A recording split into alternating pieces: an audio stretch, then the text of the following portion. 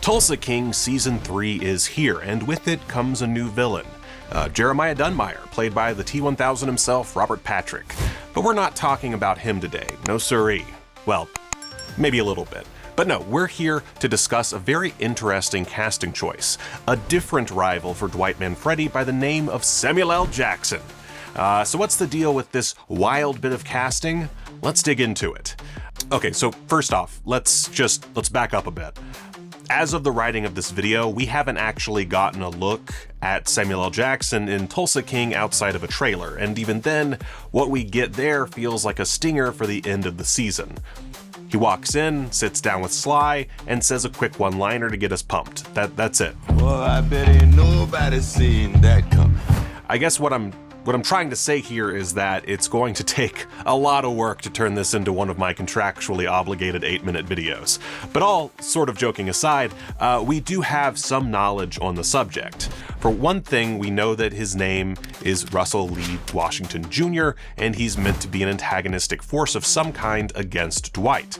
At least that's what we've put together so far, thanks in no small part to the official synopsis for the spinoff Nola King, in which Jackson is set to star. In fact, let's go ahead and read through what that has to say on the matter, okay? To quote, Nola King follows Russell Lee Washington Jr., who, after befriending Dwight Manfredi during a 10-year stint in federal prison, is sent to Tulsa by New York's Renzetti crime family to take Dwight out once and for all. Inspired by what Dwight created in Tulsa and impressed with the possibilities of second chances, Washington returns to New Orleans, the home he abandoned 40 years ago, to rekindle his relationship with his family, friends, and to take control of the city he left behind. In so doing, he incurs the wrath of his former employers in New York and makes himself vulnerable to old NOLA foes, both criminal and cop. Okay, cool. So we know that no matter what goes down in Tulsa King Season 3, Russell is making it out alive and well enough to go build his own empire. Cool. It's worth noting, by the way, that this is Jackson's first lead role in a TV series after a career steeped in some of the biggest pop culture phenomena in cinema history, having starred in films like Pulp Fiction, Jurassic Park, The Avengers, and Soul Men. After a sparkling, borderline perfect career such as that, it's gotta be a special show that brings this bad mother fudger to the small screen. Anyway, back to Tulsa King. Exactly how does the one and only Samuel L. Jackson coming to Tulsa change the game for Stallone's hit show? Well, I'm glad you asked, because I have a few theories sort of on the matter. We can take from the provided character description that Russell works for Quiet Ray Renzetti, who's played by James Russo.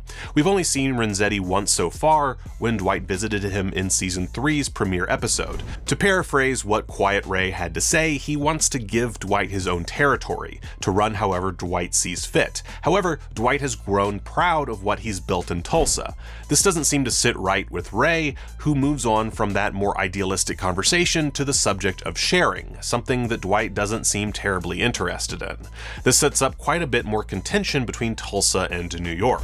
Presumably, Quiet Ray will send Russell to Tulsa to straighten out Dwight and get him back into the fold. This could take several courses, but it seems unlikely that Russell will be dealing in any subterfuge over his reasons for being in Tulsa. Part of this is down to how much of a cool customer he appears to be from his lone trailer appearance, but more so I just can't imagine Dwight not immediately seeing through any story Russell might dream up to hide his true intentions. Their rivalry will most likely be one that's at least a little friendly. Still, the character description specifically says that Russell is in Tulsa to take out Dwight once and for all, and so it also shouldn't be surprising if he initially comes around to kill Dwight on behalf of the Renzettis. So this leads to my first kinda wild theory, and that's that Russell Lee Washington Jr. will stroll into town and wind up teaming with the Dunn Meyers in their quest to stomp out Dwight and his newly purchased liquor empire. At first I thought maybe the Dunn Meyers were super racist and therefore wouldn't be open to Russell joining their cause, but that appears to just be my own Peacemaker-based bias against Robert Patrick. I kinda just always assume that that sweetheart of a man is playing a bigot. If this team up does happen, It provides a clear path to success for Dwight, who of course befriended Russell during their time in prison. It should be no problem for Dwight to talk his old friend into joining their cause, or at least aiding their side against the Dunn Meyers. If Russell has already teamed up with the Dunn Meyers, then he can use subterfuge to help take down their gang from within. However, this theory does have some holes. For one thing, I really doubt Jackson will be a major player in Season 3. My bet is that he'll be more of a subplot, perhaps hyper-focused on for one episode, before being sent off to conquer New Orleans. Another issue is that we've seen a fair bit of footage from the season thus far, and with Jackson not being in it, save for that bit at the end of the trailer, it seems to bolster the case that he won't be playing in the Tulsa sandbox for long. You never know. My second theory is that Russell being sent to take out Dwight isn't meant to be a violent action at all, but rather a means of talking Dwight down from his current position by sending a friendly voice that he's willing to listen to. It feels as though Quiet Ray, while certainly frustrated with Dwight, still sees him as an honorable man who did the right thing by not snitching while in prison for 25 years. It would then behoove Ray to find a non-violent path, and that may lay with Russell. Since we know that he'll be shuffling off to New Orleans by the end of the season, it's safe to assume that Russell doesn't ruffle too many feathers back in New York over the course of his mission.